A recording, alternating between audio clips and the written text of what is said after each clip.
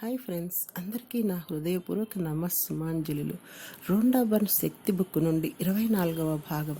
ప్రతికూల విషయాన్ని ఎట్లా మార్చాలి. మీ జీవితంలో ఏదో ప్రతికూలమైన విషయం ఉండి మీరు దాన్ని మార్చాలనుకుంటే ఈ ప్రక్రియని అవలంబించండి.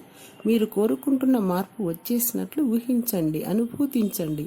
ప్రతికూలమైనవన్నీ ప్రేమరాహిత్యంలో నుంచే వస్తాయని గుర్తుపెట్టుకోండి.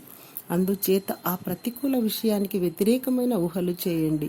ఎందుకంటే ప్రతికూలతకు వ్యతిరేకమైనది ప్రేమ. కాబట్టి మీరు ప్రేమను ప్రసరిస్తున్నారన్నమాట. ఉదాహరణకి మీకు ఏదైనా జబ్బుగా ఉందనుకోండి, ఆరోగ్యంగా ఉన్నట్లు ఊహించుకోండి. శరీరానికి ప్రేమ ఇవ్వండి.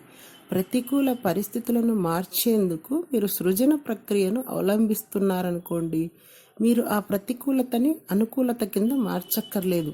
అది చాలా కష్టమైన పని. సృజన అట్లా పని చేయదు. సృజన అంటే కొత్తదాన్ని సృష్టించడం అన్నమాట. అప్పుడు అది తనంత తానే పాతదాని స్థానం ఆక్రమిస్తుంది.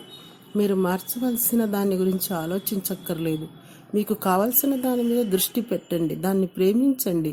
ప్రేమశక్తి మీ ప్రతికూల పరిస్థితిని తొలగిస్తుంది. ఒక వ్యక్తి గాయపడి వైద్యం చేయించుకుంటున్నారనుకోండి, కానీ అతనికి గాయాలు మానడం లేదు, పరిస్థితిలో మెరుగుదల లేదు అంటే అతను పూర్తి స్వస్థత పొందడం గురించి ఆలోచించక తన గాయాలను గురించి ఎక్కువ ఆలోచిస్తున్నాడన్నమాట. త్రాసును స్వస్థత వైపు ముగ్గించాడంటే పూర్తి స్వస్థత గురించి ఆలోచించాలి. స్వస్థత పొందినట్లు భావించాలి. అట్లా భావించడం అంటే అది అప్పటికే ఉన్నదన్నమాట. మీ అయస్కాంత క్షేత్రానికి మీ అయస్కాంత క్షేత్రాన్ని మీకు నచ్చిన విషయాలపై మంచి భావాలతో నింపండి. మీ జీవితంలోని ప్రతి అంశంలోనూ ప్రేమను బలోపేతం చేయండి. ఎంత వీలైతే అంత కులాసాగా ఉండండి. ఎందుకంటే ప్రేమను ప్రసారం చేసే ప్రతి క్షణము మీ ఆరోగ్యాన్ని మెరుగుపరుస్తుంది.